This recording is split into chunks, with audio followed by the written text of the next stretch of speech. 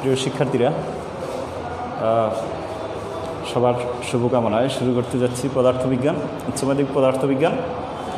তোমরা দেখো এখানে দ্বিতীয় পত্র অধ্যায় 6 জ্যামিতিক আলোক বিজ্ঞান থেকে গতকাল আলোচনা করছি এবং তোমরা সেটা দেখছো। তাহলে ওখানে আমরা প্রিজম সম্পর্কে পড়ছি, যে প্রিজম। এখন আমি একটি প্রিজম আঁকবো, তোমরা আমার সাথে একটু আঁকবে। একটা প্রিজম এঁকে নিলাম আমরা। এটা 6 ডিগ্রির চেয়ে 6 ডিগ্রি, এই কোণটা হলো 6 ডিগ্রি। বুঝতে পারছো কিনা দেখো একটু, কোণের পরিমাণ কত? 6 ডিগ্রি। তাহলে 6 ডিগ্রি আমরা এই প্রিজমটা দেখে বুঝতে পেরেছি যে এটা একটা কি প্রিজম? সরু প্রিজম। তাহলে সরু প্রিজম কাকে বলে? যে প্রিজমের প্রিজম কোণ উপরেরটা তোমরা গত ইসেই দেখছো যে এটাকে ই দ্বারা প্রকাশ করি, এ দ্বারা প্রকাশ করি, আর এটা বিসি। যে প্রিজমের প্রিজম কোণ 6 ডিগ্রির বেশি নয় এমন প্রিজমকে সরু প্রিজম বলা হয়। অর্থাৎ যে প্রিজমের প্রিজম কোণ 6 ডিগ্রির বেশি নয়, মানে 6 ডিগ্রির বেশি নয়, তাকে বলা হয় প্রিজম কোণ। তাহলে আমরা এখানে প্রিজম কোণ কাকে বলে তোমরা অনেকেই বুঝতে পারছো যে 6 ডিগ্রির বেশি নয়। এই জন্য আমি প্রিজমটা এভাবে আঁকছি, চিকন একটা প্রিজম। তাই আমরা গতকাল বিচ্যুতি কোণ ডেল্টা ইকুয়ালস টু কী লিখেছিলাম? I1 প্লাস I2, এরপরে কী লিখেছিলাম? এ। এই তো লিখেছিলাম গতকাল বিচ্যুতি কোণ সমান আমরা এটা লিখেছিলাম, কিন্তু যে I1 প্লাস I2 মাইনাস এ, এটা হলো প্রিজম কোণ। গতকাল এইটা আমরা লিখেছিলাম। এটা হলো বড় প্রিজমের জন্য। তাহলে সরু প্রিজমের ক্ষেত্রে আমরা এই ডেল্টা সমান, এই ডেল্টার মান হবে, এটা তোমরা সবাই মনে রাখবে, এটা আমি ক্লাসে করে দিয়েছি, যে ডেল্টা সমান হবে কী হবে দেখো, মিউ মাইনাস 1, আর এটা হলো এ। কীভাবে আসছে তোমাদের একাধিকবার এটা দেখানো হয়েছে যে এটা কি ডেল্টা ইকুয়ালস টু কী লিখে পেয়েছি? Delta equal mu minus 1 into A. দুইটার ভিতর পার্থক্য তোমরা বুঝতে পারছো যে দুইটা সরু প্রিজম এবং এইটা, এই যে আর একটা হলো প্রিজমের এই বিচ্যুতি কোণের মধ্যে পার্থক্যটা বুঝতে পারছো তোমরা, এটা ভুল করবে না। দেখো দ্বিতীয় সমীকরণটা দেখে তোমরা স্পষ্টভাবে ধারণা নিতে পারো যে এই নিচের যে delta equals to mu minus 1 এ, এখানে কিন্তু আপাতন বা প্রতিসরণ কোণের উপর কি করে না, এই বিচ্যুতি কোণ নির্ভর করে না। তাহলে এটা হলো কোন ক্ষেত্রে? সরু প্রিজমের ক্ষেত্রে। এটা হলো সরু প্রিজমের ক্ষেত্রে, এইটা প্রিজমের ক্ষেত্রে, ওকে। আর এটা হলো তোমার যে কোনো মানে বড় প্রিজম, শুধু প্রিজম লিখি, প্রিজমের ক্ষেত্রে। তাহলে সরু প্রিজমের ক্ষেত্রে আমরা এটা পেয়েছি, ঠিক আছে। তাহলে এটা আমরা বুঝে গেছি। আমরা এখানে বিভিন্ন বর্ণকে বিভক্ত করার জন্য এই সূত্রগুলো ব্যবহার করে থাকি। এখন আমরা আর একটা জিনিস এখান থেকে জানব যে যদি প্রিজমের দুইটি বিচ্যুতি কোণ দেওয়া থাকে, আমরা এটা তো জানি। তাহলে এটা কি প্রিজমের বিচ্যুতি কোণ? প্রিজমের বিচ্যুতি কোণ ইকুয়ালস টু কী পেয়েছি? I1 প্লাস I2 মাইনাস এ। এরপর দ্বিতীয় সরু প্রিজমের ক্ষেত্রে কী পেয়েছি? Delta equals to mu 1 minus 1 into A. তাহলে আমরা এইটা ব্যবহার করে আমরা একটা গাণিতিক সমস্যা সমাধান করব। দেখো এইখানে সরু প্রিজমের ক্ষেত্রে, অর্থাৎ আলোকরশ্মি যখন এইটার ভিতর দিয়ে যাবে, অতিক্রম করবে এটার ভিতর দিয়ে, তখন এই আলোকরশ্মির জন্য বিচ্যুতি এর মান আমরা প্রথমে নির্ণয় করব। দেখো সরু প্রিজমের জন্য আমরা যদি এখানে প্রতিসরণাঙ্ক হিসাব করি, তাহলে বেগুনির জন্য প্রতিসরণাঙ্ক যদি আমরা দেই মিউ ভি, তোমরা একটু দেখো, মিউ ভি ইকুয়ালস টু যদি আমরা দেই 1.532, এটা কি দিয়েছি মিউ ভি এর জন্য, মিউ ভি এর জন্য আমরা ভিমেন কি ভায়োলেট বেগুনি বর্ণের জন্য প্রতিসরাঙ্ক এটা দিয়েছি। এরপর রেটের জন্য আমরা দেব আর, রেটকে মিউ আর 1.5, এটা দ্বারা যদি আমরা এখানে দেই 514, ঠিক আছে 514, তাহলে এটা আমরা দিয়েছি বেগুনি বর্ণের জন্য প্রতিসরাঙ্ক 1.514, কারণ আমরা জানি প্রিজম বিভিন্ন বর্ণের হতে পারে। তাহলে বেগুনি বর্ণের জন্য বিচ্যুতি কোণের মানটা কত হবে, আর লাল বর্ণের জন্য বিচ্যুতি কোণের মানটা কত হবে।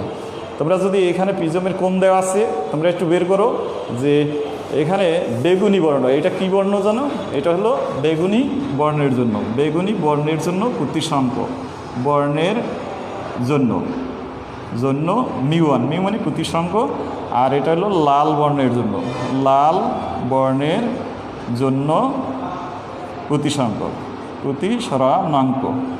আচ্ছা আমি ওটা তো জানোই মিউ2, আমি আর ওইটা লিখলাম না।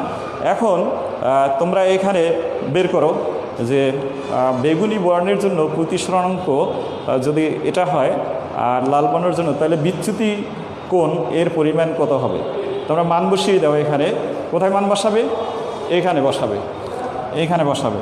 তাহলে বেগুনি বর্ণের জন্য কি বসাবে, ডেল, এটা কি লাগবে ভি ভায়োলেট যেহেতু, আর মিউ কি লাগবে ভি -1, আর এটা হলো এ কোণ অলরেডি দিয়ে দিচ্ছি, এটার মানটা বের করো।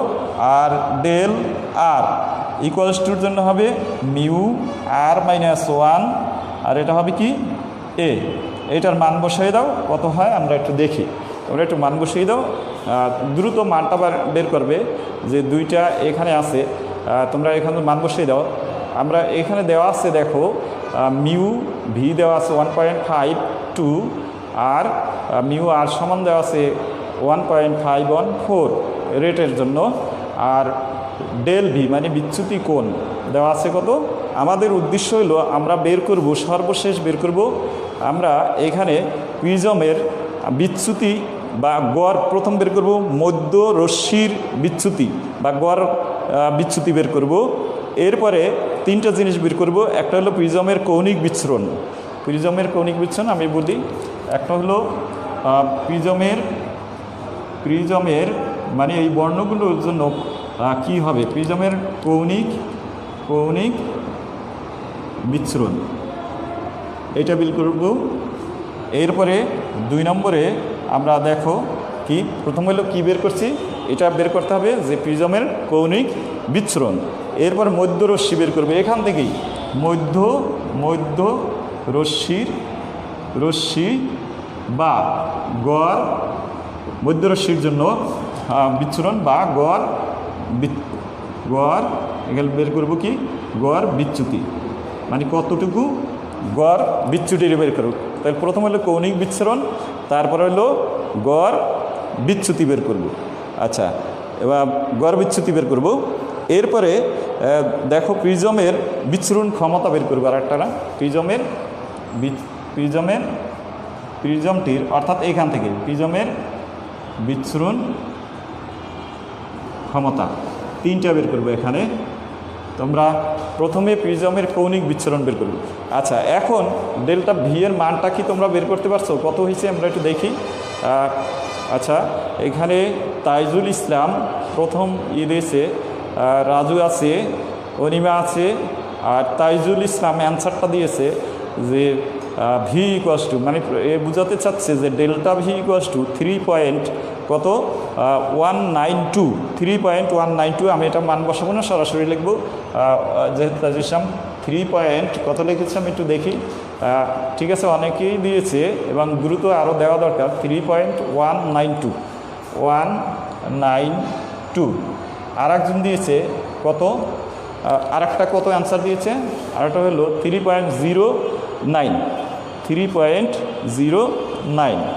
আচ্ছা 3.09। তাহলে এখানে আমরা দুইটা অলরেডি বিচ্যুতি পেয়ে গেছি। প্রথম বেগুনি বর্ণের জন্য প্রতিসংখ্য দেওয়া আছে, লাল বর্ণের জন্য প্রতিসংখ্য। আমরা কি বের করছি যে বিচ্যুতি কোণ ভায়োলেটের জন্য, অর্থাৎ ভায়োলেট মানে কি বেগুনির জন্য বিচ্যুতি কোণ পেয়েছি, আর রেডের জন্য বিচ্যুতি কোণ পেয়েছি, দুইটা পেয়েছি। এখন তোমরা ওখানে দেখো প্রিজমের কৌণিক বিচ্ছুরণ দেওয়া আছে, এটা আমাদের বের করতে হবে 1 নম্বরে। তাহলে কৌণিক বিচ্ছুরণ কীভাবে বের করব, এটা আমরা ওখানে করব। কৌণিক বিচ্ছুরণ, প্রিজমের কৌণিক বিচ্ছুরণ, তবে ডেল্টা কোনটা বড়, ডেল্টা ভি বড় না ডেল্টা আর বড়? এখানে দেখা যাচ্ছে যে ডেল্টা ভি বড়। তাহলে এইটাই হলো, এই বিয়োগফলটাই হলো প্রিজমের কৌণিক বিচ্ছুরণ। তাহলে তোমরা বের করে ফেলো শুধু একটা বিয়োগ, দেখো কত ইজি। তাহলে আমরা এখানে কি বের করব যে প্রিজমের কৌণিক বিচ্ছুরণ কত, প্রিজমের 1 নম্বরের প্রিজমের কৌণিক বিচ্ছুরণ ইকুয়ালস টু ডেল্টা ভি এর মান বেশি মাইনাস ডেল্টা রেড। এখন তোমরা বিয়োগ করো, বিয়োগ করে মানটা শুধু পাঠাই দাও, আমি টাইম নষ্ট করবো না, শুধু একটা বিয়োগ যেহেতু, তাহলে তোমরা এটা বিয়োগফলটা দ্রুত বেগে পাঠাই দাও, সেন্ড করো, কমান্ডসে দাও কত হয় বিয়োগ করলে। তাহলে আমরা কৌণিক বিচ্ছুরণ পেয়ে গেছি। এটা বিয়োগটা তোমরা একটু করো। তারপরে 2 নম্বরে বের করতে বলছে তোমাকে মধ্যরশ্মি বা গড়, মধ্যরশ্মির বা গড় বিচ্যুতি, মধ্যরশ্মির বা গড় বিচ্যুতি, যে কোনো মধ্যরশ্মির বিচ্যুতি, এটা বুঝাইছে এইটা। তাহলে এরপরে 2 হলো গড় বিচ্যুতি কোণ বোঝায়, কিন্তু গড় বিচ্যুতি তোমরা ইচ্ছে করলেও কোণও লিখতে পারো, কারণ গড় বিচ্যুতি কোণ যদি লেখো কোনো অসুবিধে নেই, আর কোণ না লিখলেও অসুবিধে নেই। তাহলে গড় বিচ্যুতি ডেল্টা ইকুয়ালস টু কী বের করবে, delta V plus delta R by 2। এটা কত হয় বের করো দ্রুত, তোমরা এটা বের করো কত হয়। হ্যাঁ, তাইজুল ইসলাম বের করে ফেলছো, থ্যাংক ইউ। 0.102 দেখি আর 2-1 দেখতে চাই যে আসলে বিয়োগফলটা ঠিক আছে কিনা। 0. কত অনিমিয়া ইসলাম করে ফেলছো, তাহলে আমরা লিখে ফেলি 2 জন পেয়েছি। বাকি যারা তারা দ্রুত করার চেষ্টা করো, এবং আমরা যত বেশি তোমরা কমান্ডসে দিতে পারবা তত বেশি তোমাদেরও প্র্যাকটিস হবে আর নির্ভুল হওয়ার সম্ভাবনা থাকবে আর কি। তাহলে অনিমা ইসলাম দিয়েছে 0. এবং তাইজুল ইসলাম 0.102 সম্ভবত 0.102 দিয়েছে। আর একজন কত দিয়েছে, আমি আর 2-1 দেখতে চাই আসলে এটা কি সঠিক হয়েছিল কি না। বিয়োগ করলে আমরা কি পাই এটা একটু বিয়োগ করে দেখো। 0. অনেকেই দিয়েছো, 2 জন দিয়েছো, একটু বিয়োগটা করে কনফার্ম হও যে এটা কত হয়, তাহলে আমরা একটু ভালো হবে। দেখো ডেল্টা ভি থেকে ডেল্টা আর যদি বিয়োগ করি তাহলে কত হবে। আচ্ছা, ডেল্টা ভি থেকে ডেল্টা এটা যদি করি তাহলে 1. অনেকেই দিয়েছে এটা 0. এটা কত হয় তোমরা একটু দেখে নাও, এটা একটু কনফিউজ আছে কি না। অর্থাৎ ডেল্টা বি থেকে ডেল্টা আরটা বের করবে, এরপরে গড়টা বের করবে। গড় কত হয় একটু দেখি। গড় 3.141, 3. রাজু দিয়েছে 3.138। তাহলে আমরা এখানে লিখতে পারি যে দুইটা হয়তো হবে, একটা 3.138 অথবা 134 যে লিখছো ওটাও রাইট আছে। তাহলে আমরা এখানে 2টা অলরেডি করে ফেলছি। প্রিজমের বিচ্ছুরণ ক্ষমতা, এটা হবে বিচ্ছুরণ ক্ষমতা। তাহলে বিচ্ছুরণ ক্ষমতার আমরা সূত্রটা আমরা জানি। হ্যাঁ, বিচ্ছুরণ ক্ষমতা। তাহলে আমি এটা লিখে ফেলি, মুছে ফেলি, তোমরা দেখো। 3 হবে প্রিজমের বিচ্ছুরণ ক্ষমতাকে ওমেগা দ্বারা প্রকাশ করে, সেটাকে তোমরা লিখতে পারো, ঠিক আছে। এখন বিচ্ছুরণ ক্ষমতা মধ্যবর্ণ হইল নিচে লিখবা। এখন দেখবা যে লাল যে আলো আছে তার বিচ্যুতি কোণ বেশি না তোমরা ভায়োলেট যে আছে তার বিচ্যুতি কোণ বেশি, সেটা আগে লিখবা। তাহলে এটা আমরা জানি, ডেল্টা বের করে ফেলছি আমরা, ডেল্টা ভি মাইনাস ডেল্টা আর এটা বের করার পরে এর কোনো একক নাই, কিন্তু তোমরা ভুলে একক লেখো না, যেহেতু বিচ্যুতি কোণ এখানে দুইটা অনুপাত রাশি, এর কোনো একক নেই। তাহলে এটা একটু করে ফেলো যে কত হয় দেখো এই মানটা। তাহলে উপরে কত হবে ডেল্টা ভায়োলেট, এরপরে এটা থেকে এটা বিয়োগ করবে এই, তাহলে এটাকে করো কত হয় দেখো, একটু মানটা বসিয়ে দাও। আমি মানটা তোমার লিখি নেই, তোমরা লেখে দ্রুত করো, সেন্ড করো কত হয়। একজন দিয়েছো, একটু ভালো করে দেখো, সম্ভবত তোমাদের সুষমা দিয়েছে, ভুল হয়েছে কিনা আবার দেখো। এখানে আমার মনে হয় একটু তোমাদের করছে একটু ভুল হয়েছে, কারণ আমরা তো কোনটা দিয়ে কোনটার ভাগ দেব দেখো, একটু খেয়াল করে দেখো। তাহলে আমরা এখানে del V minus delta V minus delta R by delta, তাহলে উপরে 3.1 কী হবে 192 বিয়োগ 3.08, এটা নিচে হবে কত 3.183। এটা যদি ভাগ করি তাহলে কত হবে, আমরা সেটা এখানে করব, তোমরা একটু ভাগ করে দেখো যে কত হয়। ডিভাইড করলে তোমরা অনেকেই কিন্তু এটা 0. এত, আচ্ছা যাই হোক, এটা মেইন জিনিসটা থিমটা আশা করি তোমরা বুঝতে পারছো যে কত হবে 0. এখানে যে জিনিসটা হবে সেটাই হবে কৌণিক বিচ্ছুরণ। ঠিক আছে, তাহলে আমরা এই সরু প্রিজমের ক্ষেত্রে কৌণিক বিচ্ছুরণও বের করতে পারবো, কৌণিক আর কি বের করতে পারবো, মধ্যরশ্মি কীভাবে বের করে, যে রশ্মি দুইটা দেওয়া থাকবে সেটাকে যোগ করে ভাগ দিব 2 দিয়ে, আর কৌণিক বিচ্ছুরণ বলতে বোঝা যায় দুইটার বিয়োগফল বের করব, মানে বিচ্যুতি কোণের বিয়োগফল।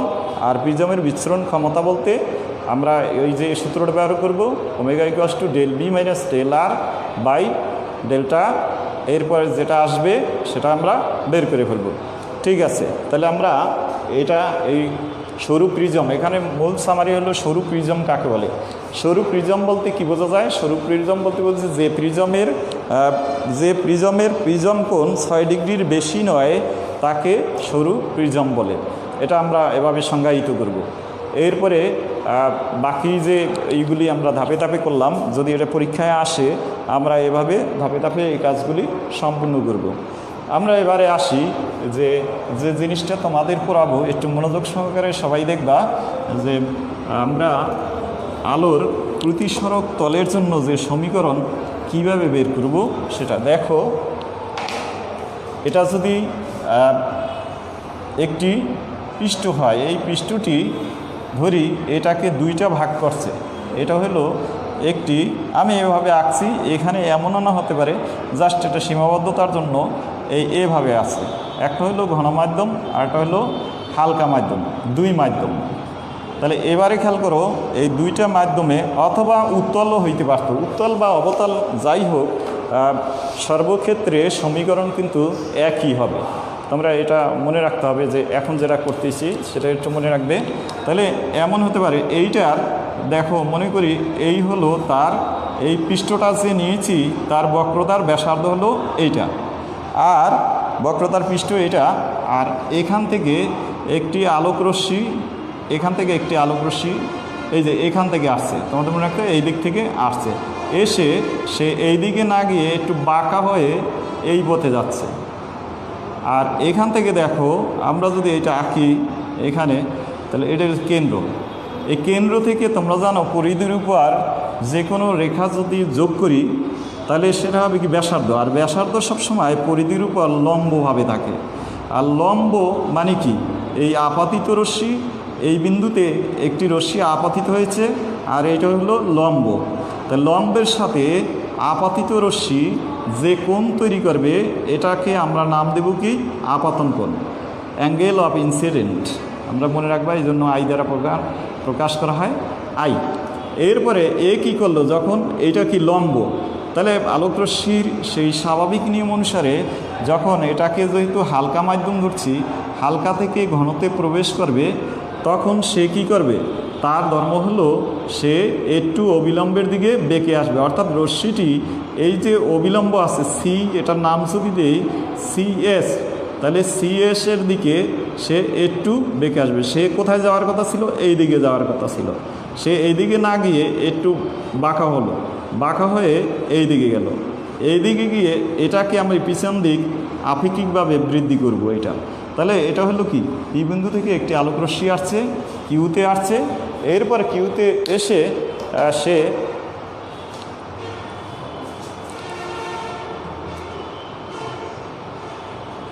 সে কিউতে আসলো। এখন একটু খেয়াল করো, তাহলে আমি কি বলছিলাম যে পি থেকে হালকা, এটা হলো হালকা মাধ্যম, ওকে, হালকা মাধ্যম থেকে আলো ঘন মাধ্যমে প্রবেশ করলো। খেয়াল করো, হালকা মাধ্যম থেকে ঘন মাধ্যমে প্রবেশ করার সময় সে এই দিকে যাওয়ার কথা ছিল, সে এই দিকে না গিয়ে এটা যেহেতু লম্ব এঁকেছি আমি, কারণ তোমরা জানো ব্যাসার্ধ সবসময় এই বৃত্তের উপর লম্বভাবে অবস্থান করে, তাহলে এই লম্বটাই হলো আপাতিত, এই লম্বটাই হলো অবিলম্ব। তাহলে সে কী করবে, এই রশ্মিটা অবিলম্বের দিকে বেঁকে আসবে, অর্থাৎ এই দিকে একটু বেঁকে আসছে, এই জন্য কী করে বেঁকে এসে সে এই পথে যাচ্ছে। এখন এই পথে যাওয়ার পরে দেখো এইটা কি অবিলম্ব, তাহলে এই পথে যাওয়ার ফলে এটাকে যদি আপেক্ষিকভাবে পিছন দিকে বর্ধিত করি, আর এইখান থেকে আরেকটি আলোকরশ্মি সোজা মেরু বরাবর যেটা আসছে সেটা একদম ভেদ করে মনে করো ওয়ার পথে গেল। তাহলে পি থেকে তোমরা সবসময় মনে রাখবে যে একটা রশ্মি একটা বিন্দু থেকে মিনিমাম দুইটি রশ্মিকে আমরা হিসাব করে কার্য সম্পাদন করে থাকি। তাহলে পি থেকে একটি রশ্মি আসলো কোথায়, এস বিন্দুতে, এস বিন্দুতে এসে মাধ্যম পরিবর্তনের কারণে সে অবিলম্বের দিকে বেঁকে গেল, কারণ হালকা থেকে ঘনতে। আর একটা রশ্মি পি থেকে সোজা ও বিন্দুতে আসে ওয়ার পথে গেল। তাহলে এইটাকে যদি আমরা, অর্থাৎ যে রশ্মিটি এই রশ্মিটি যদি আমরা পিছন দিকে ডট ডট দিয়ে চিহ্ন ব্যবহার করি, তাহলে দেখা যায় প্রধান অক্ষের উপর কিউ বিন্দুতে মিলিত হয়েছে। আর এই যে পি থেকে আরেকটি আলোকরশ্মি সোজা গেল, তাকে কল্পনার চোখে আমরা যদি পিছন দিকে বর্ধিত করি, তাহলে পিছন দিকে বর্ধিত করলে, অর্থাৎ এই দিকে গিয়েছে, এটাকে পিছন দিকে বর্ধিত করছি, এও এই দিকে গেছে, তাকেও বর্ধিত করছি, প্রধান অক্ষের এই বিন্দুতে একটি বিন্দুতে মিলিত হয়েছে। তাহলে এই বিন্দুটাই হলো এই পি বিন্দুর কি অবাস্তব প্রতিবিম্ব। তাহলে অবাস্তব প্রতিবিম্ব কী করলো, মানে আমরা কিভাবে সৃষ্টি হলো, প্রকৃতভাবে সে মেলে নেয়, সে তো এইদিকে চলে গেছে, আরেকটি রশ্মি এইদিকে চলে গেছে, জাস্ট কল্পনার চোখে এখানে নিয়ে আসছি। তাহলে এখানে কি করলো, তখন এটা অবাস্তব বিম্বু সৃষ্টি করলো। তাহলে দেখো আমরা সকল হিসাব এই মেরু বিন্দু থেকে করব। মেরু থেকে এই সি পর্যন্ত দূরত্বকে বলা হয় বক্রতার ব্যাসার্ধ, আবার মেরু থেকে এই যে এটা পর্যন্ত যে দূরত্ব, অর্থাৎ কি বিম্বু পর্যন্ত দূরত্ব, এটার বলে প্রতিবিম্বু, এটাকে বলা হয় প্রতিবিম্বুর দূরত্ব। আর আবার এই মেরু থেকে এই যে ইউ, এটা কি বস্তুর দূরত্ব, এটা হলো ইউ দ্বারা প্রকাশ করে। এখন চিহ্নের ধনাত্মক প্রথা অনুযায়ী এই যে এইটাকে জোর করে পিছন দিকে বাড়ালাম, এই জন্য এটার মানটাকে অলওয়েজ কি মাইনাস হবে। আবার দেখো আলোকরশ্মি কোথায় গেল, দ্বিতীয় মাধ্যমে চলে গেল, কিন্তু বক্রতার ব্যাসার্ধ কোন মাধ্যমে, প্রথম মাধ্যমে, তাহলে এই জন্য এটার চিহ্ন কি হয় আর। এটা হলো চিহ্নের ধনাত্মক প্রথা অনুযায়ী, অর্থাৎ আলোকরশ্মি যেদিকে যাবে সেদিকে শুধু তোমার কি দেখা যাবে, আলোকরশ্মি যেদিকে যাবে সেদিকে ধনাত্মক, আর বাকি দিকে ঋণাত্মক বোঝা যাবে। তাহলে তোমরা ঠিক আছে, সে সময় লাগছো ক্যামেরাটা একটু, হ্যাঁ ঠিক আছে, আশা করি আমি এখন যেভাবে ধরছি ঠিক আছে। তোমরা না বুঝলে কিন্তু অবশ্যই কিন্তু তোমরা বলবে। আচ্ছা এবার দেখো তাহলে কি করলাম, এটা হলো একটা প্রতিসারক তল। প্রতিসারক কেন, প্রতিসারিত হয়ে এই মাধ্যমে আলোকরশ্মি চলে আসছে। তাই আলোকরশ্মি প্রথমে পি থেকে কোথায় আসলো, এস বিন্দুতে এসে সে কোথায় গেল, এস টি, এটা টি দেই, এস টি পথে গেল। আর এখান থেকে কি টেনেছি, একটা এটা যোগ করছি জাস্ট, তাহলে এটা হলো ব্যাসার্ধ। এই বক্রতা যদি কল্পনা করি ব্যাসার্ধ, তো ব্যাসার্ধ সবসময় কি থাকে, লম্ব। তাই লম্বের সাথে এই যে আপতিত রশ্মিটা, এই পর্যন্ত হলো আপতিত রশ্মি, এই থেকে এ পর্যন্ত আপতিত রশ্মি যে কোণ তৈরি গেলো, এটা আপাতন কোণ। আর এইটা যখন ভেদ করে এদিকে গেল, এইটা কি প্রতিসরণ কোণ। এখন দেখো এটা প্রতিসরণ কোণ, এইটাকে আবার পিছন দিকে বর্ধিত করছি, তাহলে এইটার সাথে এইটা যে মধ্যবর্তী কোণ করলো, এটা হলো প্রতিসরণ কোণ, অর্থাৎ বিপরীত কোণ।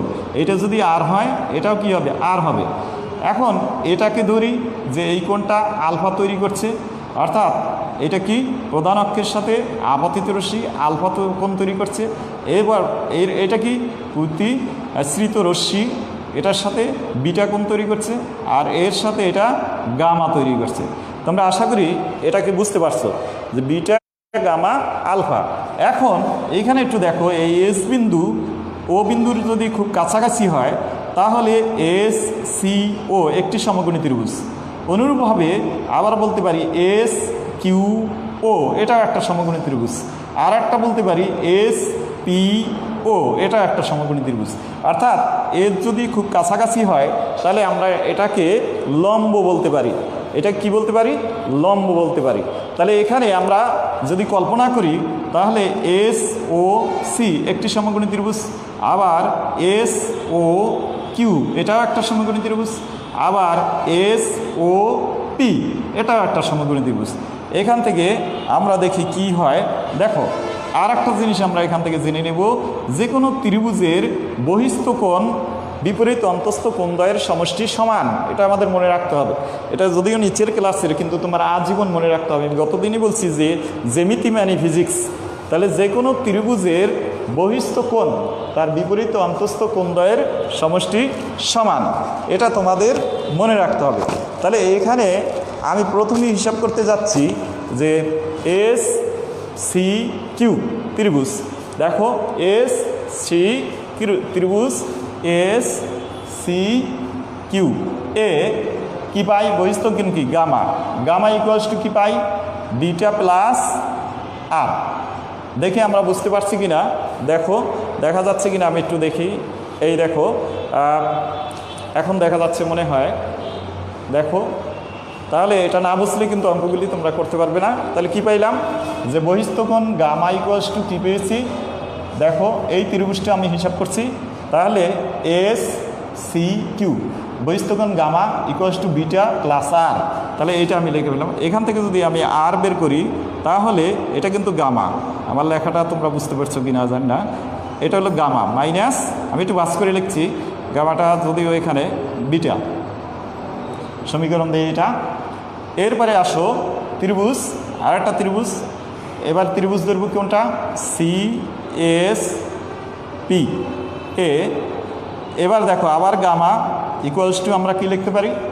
যে গামা সমান লিখতে পারি, খেয়াল করো, গামা সমান লিখতে পারি এই যে এই কোণটা প্লাস এই কোণটা। কারণ এবার তো এইটা নাই, কল্পনা করতে হবে মাঝখানের রেখাটা নাই। তাহলে আমরা লিখতে আই প্লাস কি লিখবো? আলফা। সুতরাং আই সমান কী পাও? দেখো, গামা মাইনাস আলফা। তাহলে আমরা এখানে দুইটা সমীকরণ পেয়ে গেলাম। তোমরা তুলে রাখো, কারণ আমার এখানে যেহেতু জায়গা নেই আমি মুছে ফেলবো। তাহলে আমরা এখানে কি পেয়েছি? এখানে দেখো, হ্যাঁ, গামা প্লাস, তোমরা আশা করি বুঝতে পারছো এটা। এরপরে এইটা লেখার পরে তোমরা দেখো এখানে যদি আমি হিসাব করি, এইটা কি 2। এখন কোথায় থেকে পাই আমরা? এরপরে আমরা পাবো আলোর প্রতিসরণের দ্বিতীয় সূত্র থেকে। খেয়াল করো, আলোর প্রতিসরণের দ্বিতীয় সূত্র আমাদের মনে আছে তো? কি লিখছি? আলোর প্রতিসরণ দ্বিতীয় সূত্র কী ছিল? আমাদের মনে না থাকলে এখন মনে করতে হবে। তাহলে আমরা লিখব যে এখানে বা আলোর প্রতিসরণ দ্বিতীয় সূত্র বা স্নেলস ল। তাহলে এখানে লিখব কোথায় থেকে পাইছি? এই হতে কি পাই বলো? সাই মিউ 1।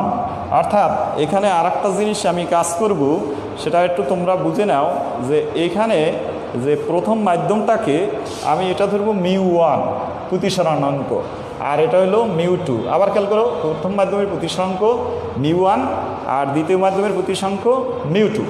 তাহলে আমরা দুইটাকে এটা ধরছি, প্রথম মাধ্যমে কত ধরছি? মিউ 1, দ্বিতীয়টা মিউ 2। তাহলে আমরা এখন স্নেলস ল ব্যবহার করব। দেখো কি পাই? তাহলে আমরা লিখতে পারি যে এখানে সাইন আই, অর্থাৎ প্রথম মাধ্যম থেকে আসছে যেহেতু তার আপাতন কোণ, গতকাল এটা দিয়ে অনেক অঙ্ক করানো হয়েছে, তোমরা আশা করি বুঝতে পারছো। আর এটাকে আমি সাইন আই, ঠিক আছে, ইকুয়ালস টু মিউ 2 সাইন, যেহেতু ওই মাধ্যমে আর। এবার হিসাব করো, যেহেতু যেহেতু যেহেতু আই যেহেতু আই এবং আর খুবই ক্ষুদ্র, এই কোণগুলো খুবই ক্ষুদ্র বিবেচনা করে, ক্ষুদ্র, সুতরাং সাইন আই ইকুয়ালস টু আমরা লিখতে পারবো টেন্স টু আই, আর সাইন আর সমান আমরা লিখতে পারবো যে sine R tends to R, এটা আমরা লিখতে পারবো। তাহলে আমরা কি পাই এই সমীকরণ যদি ব্যবহার করি, তাহলে এখানে দেখো mu one I equals to mu two R, আমরা দেখতে পাচ্ছি কিনা দেখি, মিউ টু আই, ঠিক আছে। তাহলে কি লিখে ফেলছি এখানে, mu one I mu two. এখন আই আর আর এর মানটা আমি বসাবো। দেখো মিউ ওয়ান আই এর হলো গামা মাইনাস আলফা, আর মিউ টু আর এর পরিবর্তে বসাবো গামা মাইনাস বিটা। ওকে, তাহলে এটা আমরা বসাই দিলাম, গামা মাইনাস আলফা আর গামা মাইনাস বিটা। তোমরা আশা করি এটা দেখতে পাচ্ছ আর কি। তাহলে এখন খেয়াল করো, এইটুকু তো সবাই আশা করি এটা দেখছো এবং বুঝতে পারছো যে কোথায় আমরা করছি। এখন প্রথমে এই চিত্রে আসি। এখন চিত্রে আসি, দেখো চিত্রে যদি আমরা এখানে আসি, তাহলে এই চিত্রে আমরা কি পেয়েছি বলো। এই চিত্র থেকে আমরা লিখতে চাই যে চিত্র থেকে যদি এখানে হিসাব করি, তাহলে মিউ ওয়ান সমান কী পেয়েছি, মিউ ওয়ান তোমার গামা মাইনাস আলফা, আর মিউ টু কত পেয়েছি, গামা মাইনাস বিটা। কোণ খুব ক্ষুদ্র হলে এই গামা সমান আমরা বলতে পারি টেন গামা, যদি বলি টেন্স টু, তাহলে এই চিত্রে একটু দেখো, যদি এখানে দেখি এটাকে বলছি যে লম্ব বিবেচনা করি যদি, তাহলে গামা, তাহলে লম্ব বিবেচনা করি কী পাই, এটা হলো লম্ব, আর এটা কি ভূমি, টেন থিটা সমান, টেন অন্তরে থাকবে, আমরা বাহিরে এটা লিখব। তোমরা বুঝতে পারছো কিনা দেখো। তাহলে আমরা এখানে কি লিখতে পারি, এটা সমান আমরা কি লিখবো বলো, এটা সমান আমরা কি লিখতে পারি যে gamma equals to tan alpha tan gamma. তাহলে টেন গামা মানে কি, টেন গামা মানে তোমার লম্ব বাই অতিভুজ। তাহলে ওসি বাই আমরা লিখতে পারি ওসি বাই সরি এস, হ্যাঁ ওএস বাই ওসি। এখন আবার আলফা সমান আমরা লিখতে পারি টেন আলফা সমান আমরা কি লিখতে পারি, দেখো চিত্রে দেখো, চিত্র যদি আমরা অনুসরণ করি, আমরা যদি টেন আলফা সমান লিখি, তাহলে দেখো এসও বাই কী লিখতে পারি, এসও বাই আমরা কি লিখবো, এসও বাই ওপি। সবাই বুঝতে পারছো কিনা দেখো, এসও বাই ওপি। এরপরে এখানে আরও সংক্ষিপ্ত করে নিই, এসও মানে কি, হ্যাঁ এসও বাই ওপি। ওসি সমান কি আছে, মাইনাস আর। সবাই খেয়াল করো কি আছে, ওসি সমান মাইনাস আর। তাহলে মাইনাস আরটাকে আমরা লিখে ফেলি, তাহলে আমরা লিখতে পারি OC OS by minus R. আর এসও মানে কি, এসওই থাকবে, আর এটাকে লিখতে পারি ইউ। এরপরে আর কি আছে দেখো তো, গামা, এরপরে গামা গেল, আলফা গেল, বিটা। তাহলে beta tends to ten beta যদি লিখি, তাহলে এটাকে কি লিখতে পারি, চিত্র থেকে দেখো বিটা, তাহলে SO by O Q, SO by O Q মানে কি minus V by S O. তাহলে আমরা এটা লিখতে পারি পুরাটা, নাকি এটা লেখা যাবে একটু, হ্যাঁ আচ্ছা ঠিক আছে। তোমরা এটা বুঝতে পারছো কিনা দেখো। এখন উপরে মান বসিয়ে দিই আমরা। উপরে যদি মান বসাই, এখানে এই যে এখানে যদি মান বসিয়ে দিই, এই মানগুলি আমি এখানে বসাবো, তাহলে কি হবে দেখো, মিউ ওয়ান, এরপরে এখানে যদি দেই গামার মানটা কি লিখব, যদি গামা বসাই দিই ও এস ও বাই কি, দেখো গামা সমান আমরা লিখতে হবে মাইনাস আর।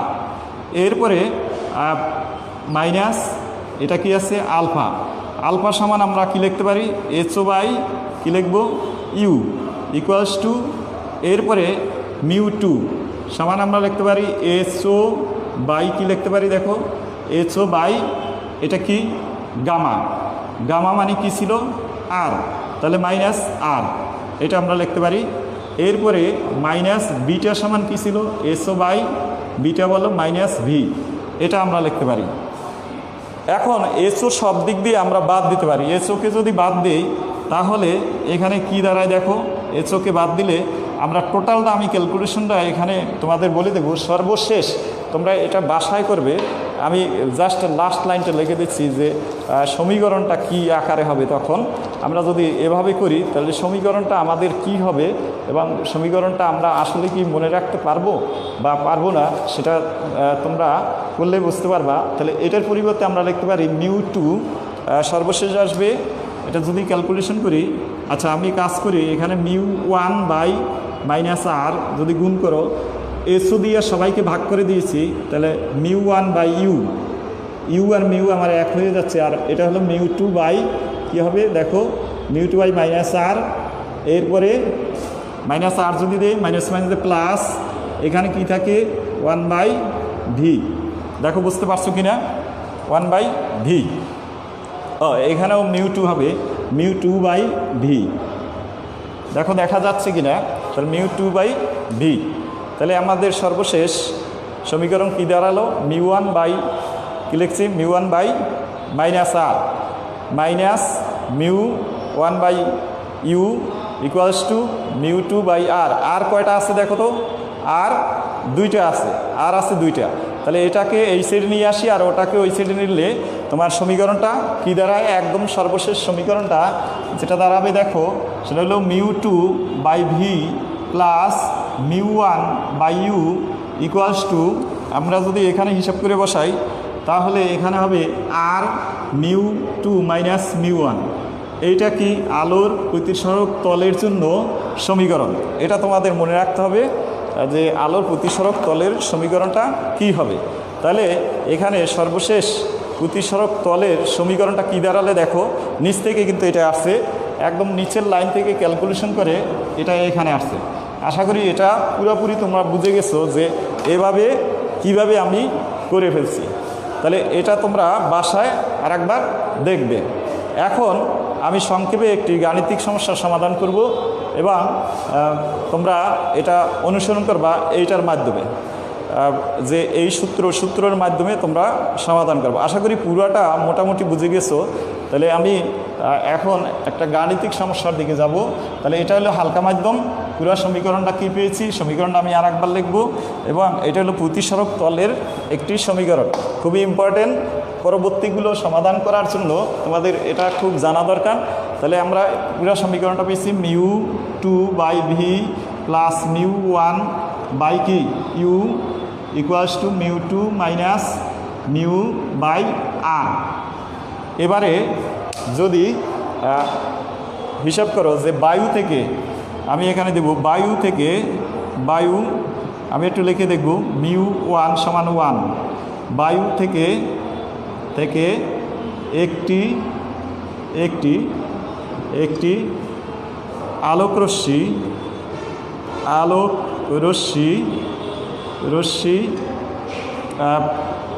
বায়ু থেকে একটি আলোকরশ্মি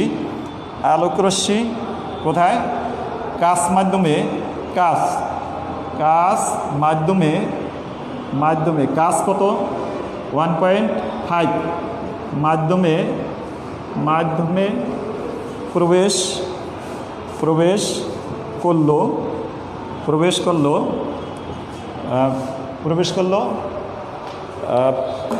একটু মনে রাখবা, প্রবেশ করলো মেরু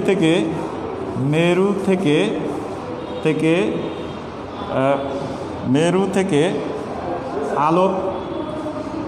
আলোক বিন্দুর দূরত্ব ছিল 10 সেন্টিমিটার। বিম্বের দূরত্ব ও প্রকৃতি ও অবস্থান নির্ণয় করো। একটু দ্রুত করো, আজকের সলিউশন একটাই সলিউশন দিয়েছি। তোমরা দেখো কী লিখছি, আমি দেখা যাচ্ছে কিনা দেখো, আমি তারপর মুখে বলছি। বায়ু থেকে একটি আলোকরশ্মি কাচ মাধ্যমে প্রবেশ করলো মেরু থেকে আলোক বিন্দুর, অর্থাৎ যে বিন্দু থেকে আলো নিঃসৃত হয়েছে ওইটার কথা বলছি। আলোক বিন্দুর দূরত্ব ছিল 10 সেন্টিমিটার। বিম্বের দূরত্ব, প্রকৃতি ও অবস্থান নির্ণয় করো। তাহলে এখানে দেখো সবাই অঙ্কটা করার সময় μ2 দেওয়া আছে। μ2 হলো কত 1.5 আর μ1 কত 1। এরপরে বস্তুর দূরত্ব মানে ওই যে আলোকবিন্দুর দূরত্ব 10 সেন্টিমিটার। এই 10 সেন্টিমিটার তোমাদের বের করতে হবে, ভি এর মানটা বের করতে হবে, খুব তাড়াতাড়ি করবে। আমি আর একবার বলছি, বায়ু অর্থাৎ μ1 ইকুয়ালস টু, আর এটা হবে μ2। আমি তোমাদের সুবিধার জন্য এটা দিয়ে দিচ্ছি μ2 সমান হলো কত, μ2টা দিয়ে দিচ্ছি, μ2 সমান 1.5 মাধ্যমে প্রবেশ করলো। তাহলে 1.5 মাধ্যমে প্রবেশ করলো। মেরু থেকে আলোকবিন্দুর দূরত্ব ছিল 10 সেন্টিমিটার। বিম্বের দূরত্ব, প্রকৃতি ও অবস্থান নির্ণয় করো। এটা কি হবে, উপরের সমীকরণটাই ব্যবহার করো। প্রথমে লাগবে, আমরা জানি উপরের সমীকরণটা লাগবে। এরপরে তোমার μ2 এর মান 1.5 দিবে। ভি এর মান কত, ভি এর মানটাও ওখানে বের করতে হবে। এরপর μ1 এর মান কত 1, ইউর মান কত দেওয়া আছে, কত দেওয়া আছে দেখো, ইউর মানটা কত দূরে 10 সেন্টিমিটার। এরপরে μ1 এর মান, μ2 এর মান আবার 1.5, এরপর μ1 এর মান, এরপরে আর এর মান বসিয়ে দাও। বসিয়ে মানটা তাড়াতাড়ি বের করো। যদি মানটা পজিটিভ হয় কি হবে, নেগেটিভ হলে কি হবে, একটু দ্রুত বের করো। এটা কত হয় আমরা এটা দেখব যে আসলে তোমরা এটা পারছো কি না। এটা মানটা তোমরা বের করো, শুধু মানটা বের করবে। আশা করি এটা বেশিরভাগই শিক্ষার্থী যারা আছো বেশিরভাগই পারবে। তাহলে μ2 একটু বের করো, কত হয় মানটা বের করো। তাহলে এখানে যদি এইটাই হয়, এইটার মান কত হবে, এইটার মানটা হবে μ2 1.5। এরপর ভি এর মান বের করবে, এটা হবে 1, আর ইউর মান কত 10 সেন্টিমিটার, এটার মান কত। আচ্ছা, এখানে আর একটা জিনিস দেওয়া হয় নাই, বক্রতার এবং বক্রতার ব্যাসার্ধ আমি দিয়ে দিই, তোমরা একটু খেয়াল করো এই জিনিসটা। বক্রতার এবং এই আর সমান আমি লিখে দিই, আর সমান হলো এখানে আছে কত 10, এটা আমি ধরে নিই 5 সেন্টিমিটার, আর সমান 5 সেন্টিমিটার, ঠিক আছে। আর এর মানটা দেওয়া হয়েছিল না, আর সমান 5 সেন্টিমিটার। তাহলে এখানে এইটার মান অর্থাৎ বক্রতার ব্যাসার্ধ হইল 5 সেন্টিমিটার। তাহলে এটার মান কত 1, আর এটা হইল 5 সেন্টিমিটার। এবারে তোমরা বের করো যে কীভাবে করবে, এটা দ্রুত বের করো। কত হয় একটু বের করে দেখো, ইতে পাঠাও। আর এর মান কই, আচ্ছা আর এর মান কিন্তু আমি দিয়েছি, তোমরা ওই যে 5 সেন্টিমিটার আমি কিন্তু দিয়েছি আর এর মান। এখন দ্রুত করে দাও, যেহেতু বলছো আর এর মান কই, আমি বের করে দিয়েছি, আর এর মান ওখানে লিখে দিয়েছি, তোমরা একটু বের করো। এই নিয়মে আমাদের অনেক অঙ্ক করতে হবে এবং অনেক সমস্যাগুলো সমাধান করতে হবে। কিন্তু আমি আর একটা অঙ্ক দিব, এটা করা শেষ হইলে খুব ইন্টারেস্টিং অঙ্ক, তোমরা এটাকে শেষ করো। আমি চিত্রটা এঁকে ফেলি, তারপরে তোমরা এটা করতে থাকো।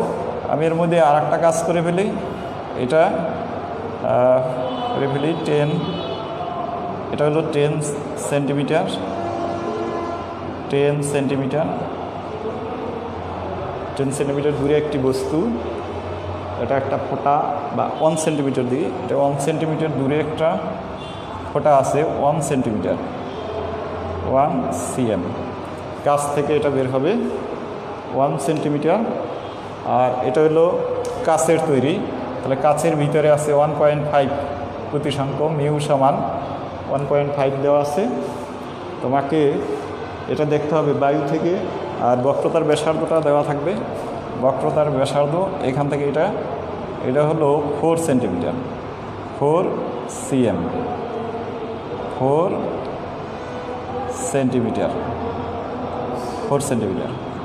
আমরা আশা করি ওই অঙ্কটা তোমরা করে ফেলছো। যে দেখি আমি যারা লাইনে আছো অঙ্কটা কি শেষ করতে পারছো কি না, তোমরা কি অঙ্কটা করে ফেলছো। উপরে মান আমি বসিয়ে দিচ্ছি, শুধু মানটা বসিয়ে দিলেই হবে। এরপরে আরেকটি কাজ দেবো, এটা শেষ হইলে তোমাদের আরেকটি কাজ দিয়ে আজকে শেষ করব। তোমরা প্রত্যেকটা ক্লাসে আলোকে চ্যাপ্টারের জন্য তোমরা থাকবে, তাহলে পরবর্তী এসে বুঝতে পারবে যে ক্লাসগুলি তোমরা এটার মানটা এই যে মানগুলি বসিয়ে ভি এর মানটা কত বের হয় সেটা বের করো। ভি এর মানটা কত বের হয় এটা বের করো, ভি এর মানটা বের করো সবাই। তাহলে আরেকটা জিনিস আমরা, এটা হলো বাসা, যদি তোমরা না করে থাকো বাসায় করবে। এখান দেখো আরেকটা জিনিসের কথা আমি বলছি, এটা কি করতে পারছো তোমরা? তাহলে আর এর মানও কিন্তু আমি দিয়েছি, তোমরা করতে পারছো কিনা সেটা দেখো যে আর এর মান কী বের হয়েছে। আমি একটু সুবিধা করে দিচ্ছি। এখানে যদি ভি এর মানটা বের করবে, আর এর মান দেওয়া আছে, এখানে ভি এর মান যদি তোমার পজিটিভ হয়, এখানে একটা কথা রাখবা, ভি এর মানটা পজিটিভ না নেগেটিভ সেটা বের করবে।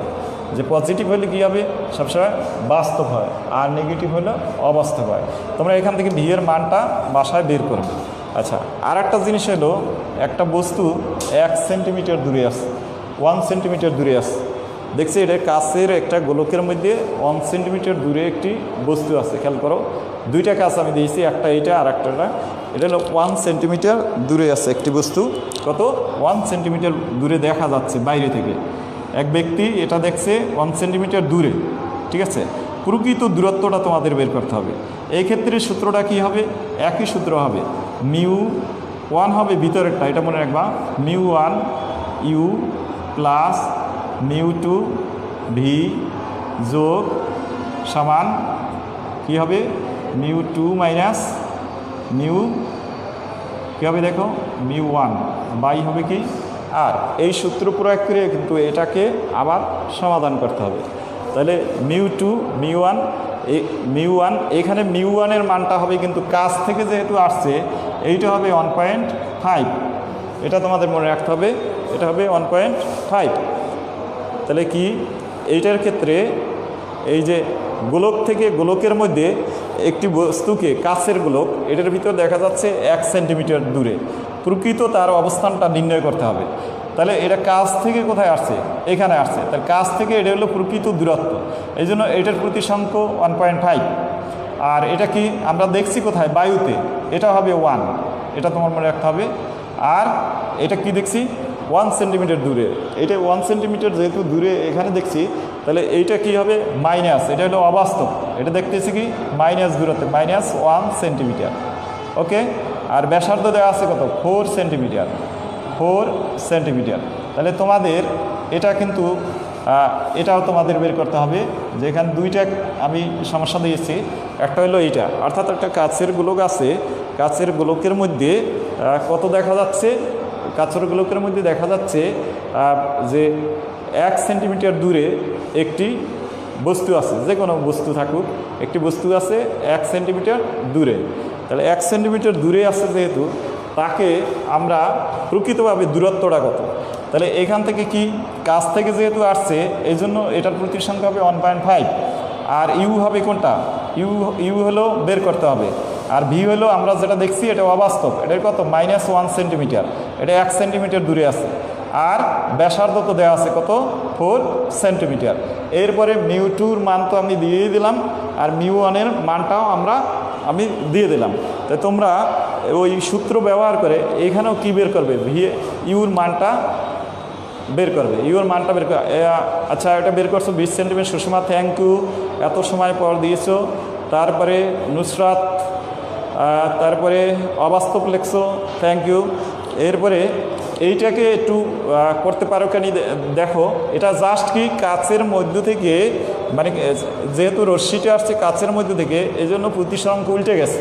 দেখো μ1-এর মান 1.5, আর এটা কি ইউটা বের করতে হবে। আর μ2 হলো আমরা দেখছি বাইরে, তাহলে বাইরে কি? বায়ু। এরপরে ভি-এর মানটা দেওয়া আছে, আমরা যেটা দেখছি ওটা অবাস্তব, এটা হলো -1 সেন্টিমিটার। এরপরে এটার মান তো এইটা, আর এটার মান এইটা, আর এর মান 4 সেন্টিমিটার। তাহলে তোমরা এখান থেকে কি বের করবে? তোমরা এখান থেকে এই যে ইউর মানটা বের করবে। একটু দ্রুত করে দাও, কত হয় দেখি। আগেরটায় একজন করছো শুধু 20 সেন্টিমিটার হয়েছে। তাহলে আমরা এখানে দুইটা জিনিস আমরা বুঝলাম, যে একটি হলো যে আমরা যদি যে মাধ্যমে আসি ওই মাধ্যম থেকে আলোকরশ্মি প্রবেশ করে, মানে ওই মাধ্যমে যদি কোনো বস্তু থাকে আর অন্য মাধ্যমে যদি প্রবেশ করে সেক্ষেত্রে আমরা ব্যবহার করব এই সূত্র। আর যে বস্তুটা আছে ওই বস্তু যদি থাকে ভিতরে, আমরা যদি বাইরে থেকে দেখি তাহলে আমরা কোন সূত্র ব্যবহার করব? এই সূত্র ব্যবহার করব। এই জন্য μ1 ও μ2 দুইটাই তোমার জানা দরকার আছে। অনেকে করে কি শুধু এখানে জানে যে 1/, এভাবে লেখে অনেক সময়, যে এইটা যেহেতু মাধ্যম 1 ধরা হয়, সকল ক্ষেত্রে তো আর 1 হবে না। তাহলে আমরা আজকের এই যে জিনিসটুকু পড়ালাম, আশা করি তোমরা বাসায় এটাকে একবার রিভাইজ দেবে, কারণ আগামী দিন আমি তোমাদের অন্য এইগুলি টপিকসগুলি দেখাবো যে এটার লেন্সের সাধারণ সমীকরণ কীভাবে তৈরি হয়, লেন্সের প্রস্তুতকারক সমীকরণ, এটাও তোমরা একটু বাসায় দেখে রাখো। সবাইকে ধন্যবাদ। আজকের এইখানেই শেষ করলাম। সবাই ভালো থাকো।